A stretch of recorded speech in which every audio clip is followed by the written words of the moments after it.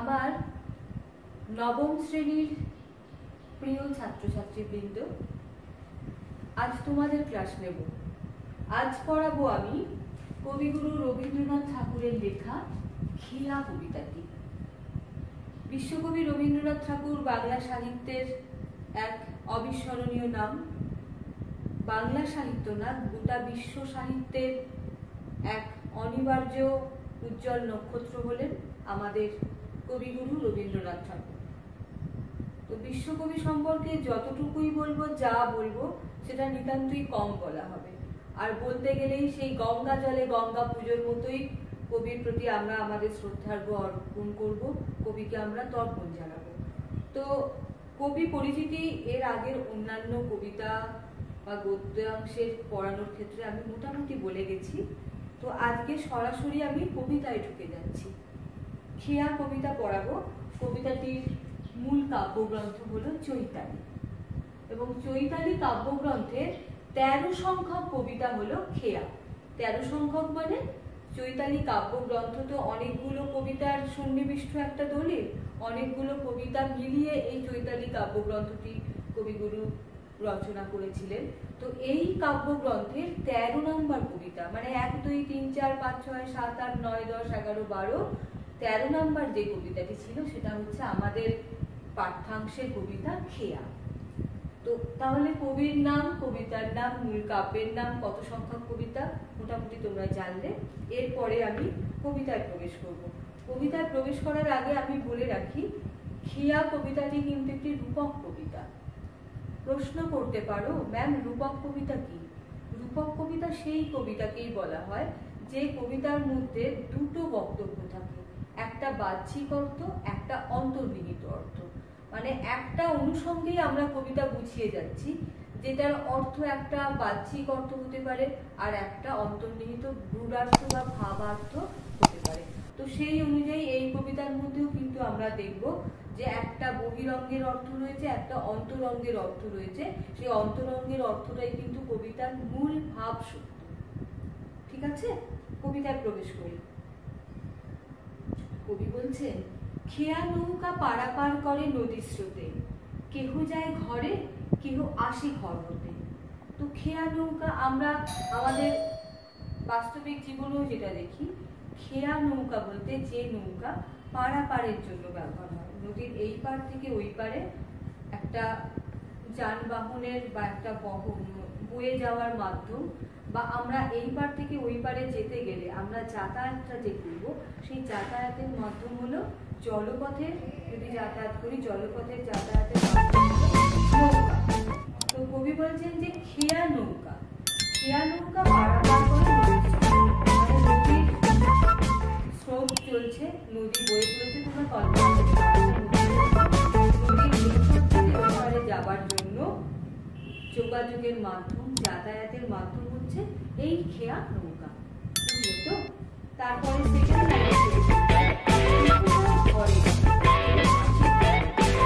নদী তীরবর্তী অঞ্চলের মানুষরা যারা নৌকোয় করে যাতায়াত তাদের একমাত্র মাধ্যম, তারা কেউ বাড়ির থেকে যখন বেরোচ্ছে তারা সেই নৌকো করে ঘরে থেকে বাইরে যাচ্ছে, তাদের গন্তব্যস্থানে যাচ্ছে। আবার তারা কি করছে, কেহ যায় ঘরে, আবার সেই গন্তব্যস্থান থেকে তাদের দিনান্তে তারা তাদের নিজেদের একদম সেই নীড়ে বা নিজেদের আবাসস্থলে তারা ফিরছে। তাহলে নৌকোয় করে বাড়ির থেকে বেরোচ্ছে তাদের কাজের উদ্যোগে বা তাদের বিভিন্ন প্রয়োজনের তাগিদে, আবার সমস্ত কর্ম সম্পাদন হয়ে গেলে তারা সেই যোগাযোগের মাধ্যম নৌকোতে করেই কিন্তু আবার ঘরে ফিরে আসছে। দুই তীরে দুই গ্রাম আছে জানাশোনা, সকাল হইতে সন্ধ্যা করে আনাগোনা। নদী মাঝখানে বহমান, আমরা যেমন বিভিন্ন গানে শুনেছি মধুমালতী যায় বয়ে যায়, তো সেই মধুমতি যায় বয়ে যায়, সেরকমই নদী একটা বয়ে যাচ্ছে। তার দুটো তীর, নদীর এই তীরে একটা গ্রাম, ওই তীরে একটা গ্রাম। দুটো গ্রামের মধ্যে চেনা জানা হতেই পারে, জানাশোনা আছে। আর সকাল থেকে সন্ধ্যা অবধি এই নদীর ওপর দিয়ে খেয়া নৌকোতে করেই দুই গ্রামের মানুষজনরা আনাগোনা করছে। আনাগোনা মানে আসা যাওয়া, মানে এই পার থেকে ওই পারে প্রয়োজনের তাগিদে যাচ্ছে আসছে। পৃথিবীতে কত দ্বন্দ্ব, কত সর্বনাশ, নূতন নূতন কত গড়ে ইতিহাস। কবি বলছেন যে পৃথিবীতে তো তখন যেমন ছিল আমরা এই মুহূর্তেও যদি দাঁড়িয়ে দেখি, আমি রয়েছি আমার বাড়ির চৌহদ্দির মধ্যে, কিন্তু বিশ্ব সংসার তো থেমে নেই।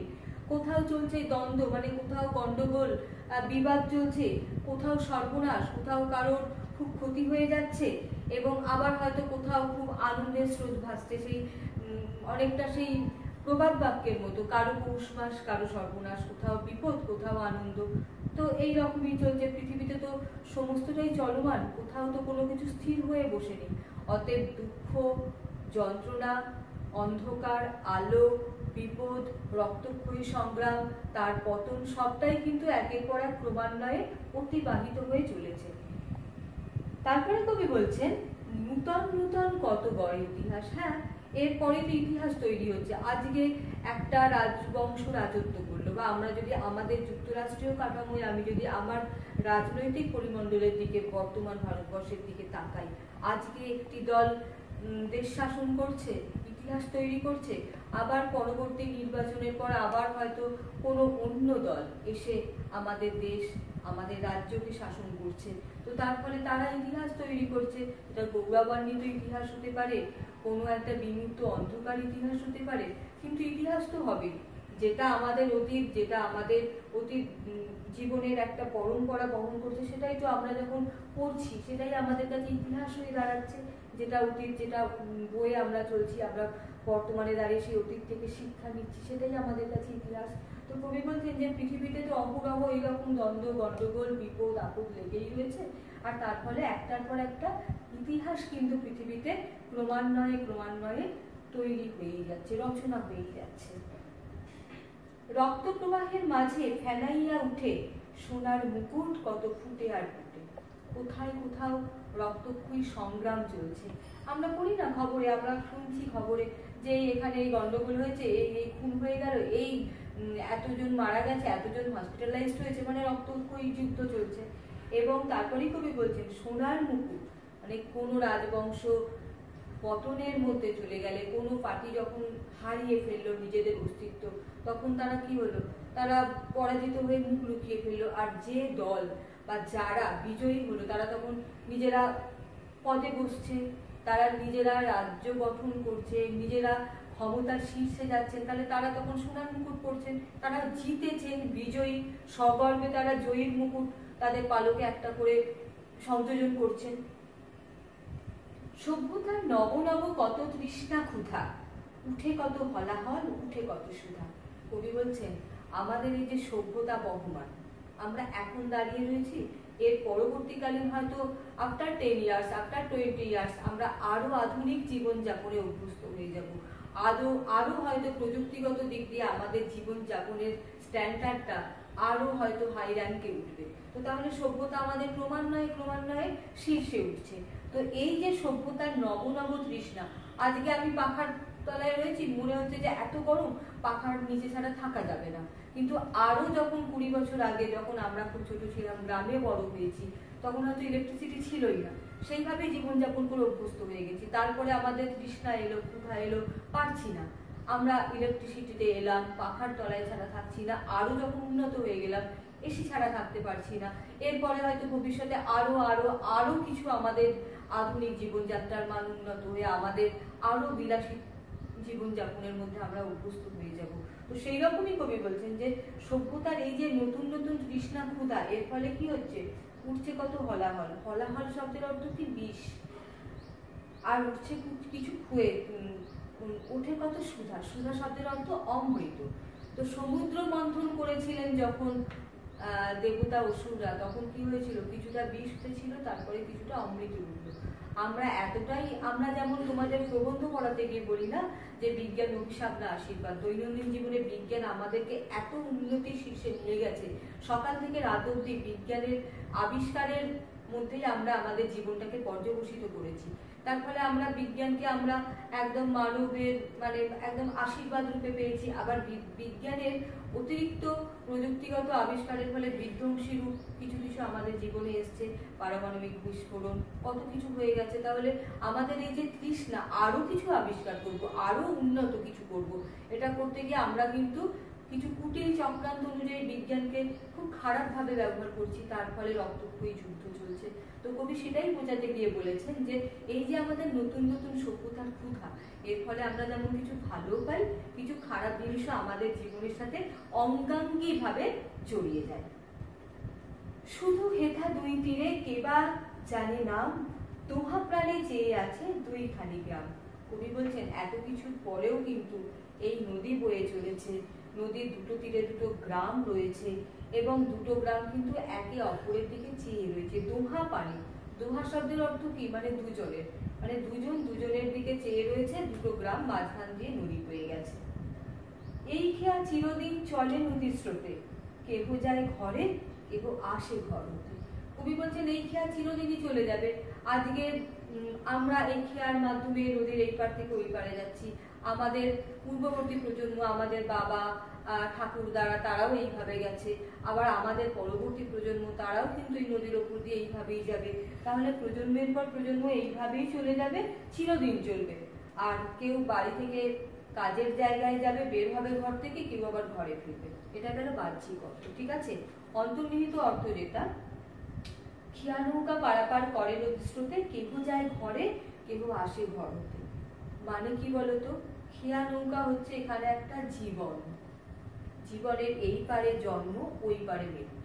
আমরা এখন খেয়া নৌকার মধ্যে রয়েছি, মানে আমরা জীবনের মধ্যে রয়েছি। আমি একদিন জন্মেছিলাম, আবার হয়তো আজকে ক্লাসে পড়াচ্ছি, হয়তো কিছুদিন পরে হয়তো শোনা যাবে যে আমি হয়তো আর নেই, মারা গেছি। তো জীবন জন্মালেই মরতে হবে। আমরা কবির কথায় পেয়ে পড়েছিলাম, কবি মাইকেল মধুসূদন দত্ত বলেছিলেন, জন্মিলে মরিতে হবে, অমরকে কোথা কবে। তো জন্ম মানে মৃত্যু অবধারিত। তো এইখানে কবি সেই রূপকের মাধ্যমে বলতে চেয়েছেন যে খেয়া নৌকোটা হচ্ছে আমাদের জন্ম, তার এই পারে এই খেয়া নৌকোটা হচ্ছে আমাদের জীবন, আর তার এই পারে জন্ম, ওই পারে মৃত্যু। আমরা কেউ সেই জীবন থেকে বেরিয়ে, মানে জন্ম গ্রহণ করে আমরা সেই জীবনের মধ্যে অতিবাহিত করছি, আবার যখন আমাদের জীবনটা খেয়া নৌকার ওপারে আমাদের জীবন, সেই জীবনের মধ্যে রয়েছে, যখন আমাদের ওপারে যাবার ডাক আসবে তখন আমরা কি করব না, ঘর হতে চলে যাব, মানে আমরা জীবনের ঘর থেকে মৃত্যুর ঘরে চলে যাব। তার মানে আমরা কি বুঝলাম, কত বিশাল ব্যাপক একটা ভাবার্থ। দেখো, খেয়া নৌকা আমাদের জীবন, আর আমরা আসছি ঘর থেকে, মানে জীবনের ঘর থেকে, আবার চলে যাচ্ছি ঘরে, আবার মৃত্যুর ঘরে আমরা চলে যাচ্ছি।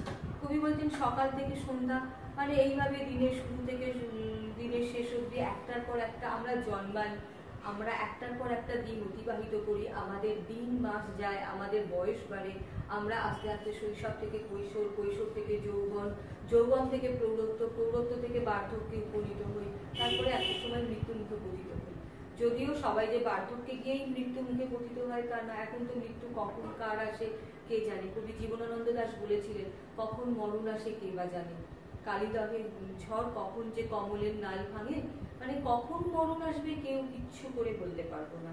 তো কবি সেই বলতে গিয়েই বলছেন যে এই জীবনের মধ্যেই আমরা কত কিছু দেখতে পাই, পৃথিবীতে কত দ্বন্দ্ব, কত ঝগড়াঝাটি, কত বিরোধ, কত মানুষের পতন হয়, কত মানুষের উত্থান হয়, কত জীবনের দিনগুলো অতিবাহিত করতে গিয়ে আমরা কখনো বিস্ময় দিনে হলাহল, মানে আমরা কত দুঃখের দিনে অতিবাহিত হই। আমরা তো জানি প্রত্যেকটা মানুষের জীবন মানে সুখ দুঃখের কোলাজ। আমার কাছে সুখের স্মৃতিও রয়েছে, আবার আমার কাছে দুঃখের স্মৃতিও রয়েছে।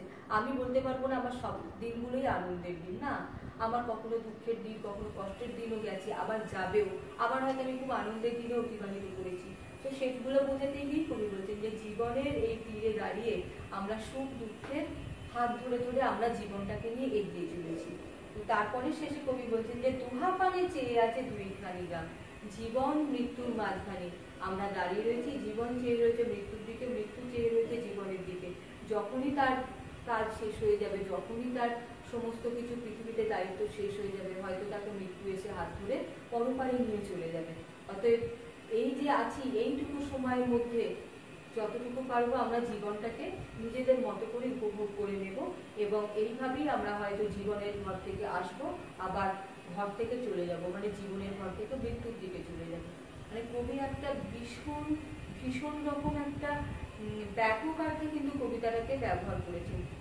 কবিতার সমস্ত শব্দগুলো একটা অন্তর্নিহিত সত্যকে আমাদের কাছে উপস্থাপিত করেছে, যে খেয়া নৌকো মানে জীবন, জীবন আমরা যখন জন্মালাম তারপরে আমরা জীবনের ঘরে অতিবাহিত করছি, সুখ দুঃখের মধ্য দিয়ে, সুখ দুঃখ, হাসি কান্না, অন্ধকার আলো সব মিলিয়ে আমরা আমাদের জীবনটাকে উপভোগ করে এগিয়ে নিয়ে যাচ্ছি। অনেক রক্তক্ষয়ী সংগ্রামও আসছে, শান্তি নির্ভেজাল দিনও আসছে, কিন্তু একটা সময় আমরা আবার অবিরাম শান্তি নিয়ে মৃত্যুর মুখে চলে যাচ্ছি, এবং তখন আমরা জীবনের ঘর থেকে, কবি বলছেন, চলে যাই, যে কেহ যায় ঘরে কেহ আসে ঘর হতে, তখন ঘর হতে চলে যাচ্ছি। এই হচ্ছে কবিতাটা। তোমরা কবিতাটা ভালো করে পড়ো। আর বারবার কিন্তু বলছে, প্রশ্ন একটা খুবই আছে যে এই খেয়া কবিতার মধ্য দিয়ে কবি কোন ভাব সত্যটিকে তুলে ধরতে চেয়েছেন। অতএব ভাব সত্যটি ভালো করে তোমরা সারসংক্ষেপটি করে নেবে। আর এইখানে একটি লাইন রয়েছে খুব খুব খুব খুব ইম্পর্টেন্ট, যে সভ্যতার নব নব কত তৃষ্ণা ক্ষুধা, কত উঠে কত ফলা হয়, উঠে কত সুধা। এই দুটো লাইনের ব্যাপক অর্থ হয়। এই দুটো লাইন ভালো করে তোমরা পড়বে।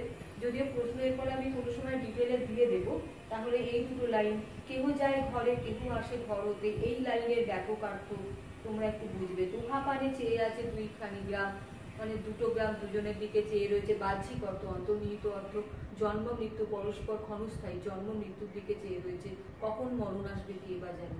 তো যা হোক, এই সারসংক্ষেপটুকু করে এই লাইনগুলো একটু ভালো করে বোঝার চেষ্টা করো। পরের ক্লাসে আমি তোমাদের প্রশ্নগুলো হোয়াটসঅ্যাপে দিয়ে দেবো। আর যদি কোথাও কোনো কিছু বুঝতে অসুবিধে হয়, অবশ্যই আমাকে তোমরা পার্সোনালি জানিও। ভালো থেকো, সুস্থ থেকো, পড়াশোনার মধ্যে থেকো।